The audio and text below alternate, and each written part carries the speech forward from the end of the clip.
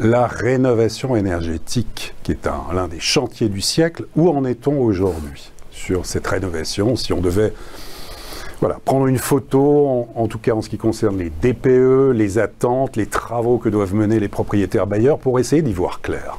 Eh bien, de toute façon, nous, au niveau de la filière de la copropriété, les syndics de copropriété sont engagés au regard de la loi climat résilience sur les objectifs qui sont atteints, et notamment mettre en œuvre des plans pluriannuels de travaux, avoir aussi un DPE collectif et toute cette stratégie mise en œuvre. Maintenant, ça va être la temporalité de l'exécution. On l'a toujours dit, je l'ai toujours dit, que la rénovation énergétique, le planning de la rénovation était intenable.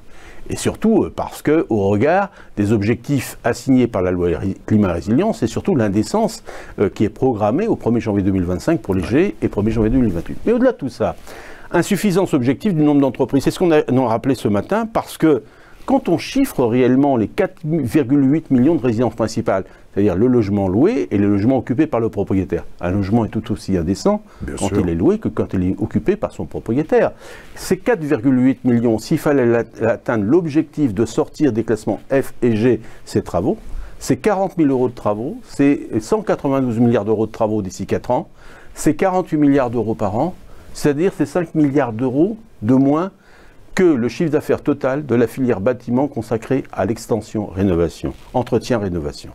C'est-à-dire que nous n'avons pas les moyens techniques de répondre à cette obligation. Et je ne parle pas aussi des entreprises qualifiées RGE, qui, elles, sont au nombre de 61 000 sur les 569 000 entreprises qui réalisent la filière.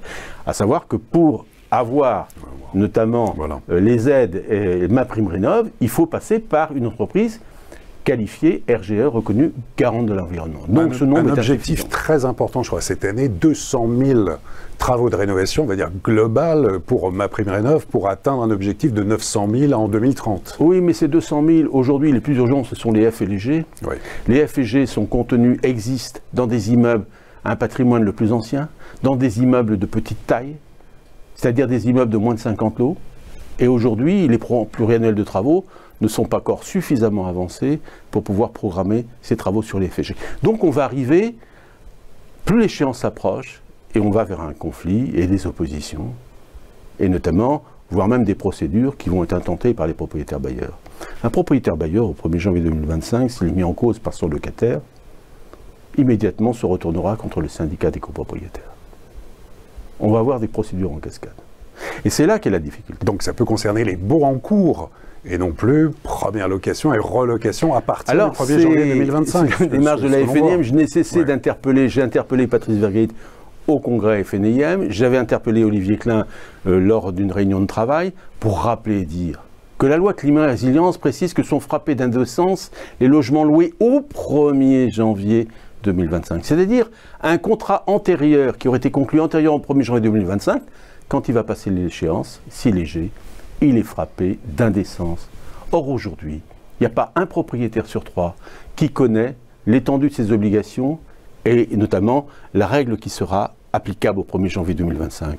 On risque d'avoir des procédures en cascade de remise en cause par les locataires de leurs propriétaires, notamment de fait d'avoir un logement qui leur est loué au 1er janvier 2025 et classé en G. Donc nous vous demandez une précision en tout cas? Oui, une précision. On demande uniquement de modifier la loi, très simplement, qu'on frappe d'indécence les logements loués à compter du 1er janvier 2025. Alors je sais, il y a déjà une réponse qui a été faite par le gouvernement, sur le site du gouvernement, qui précise que ce sont sur les baux renouvelés. Non, le gouvernement n'a pas commenté la loi, c'est un commentaire de droit, et seul le juge judiciaire sera effectivement en droit de le faire. Donc voilà, nous, notre incertitude est là. Il y a une insécurité juridique qui pèse sur le parc, sur les propriétaires bailleurs, et également, nous, moi, les professionnels que je représente, nous ne voulons pas être actionnés en responsabilité par nos propriétaires d'être exposés à avoir des logements indécents au 1er janvier 2025.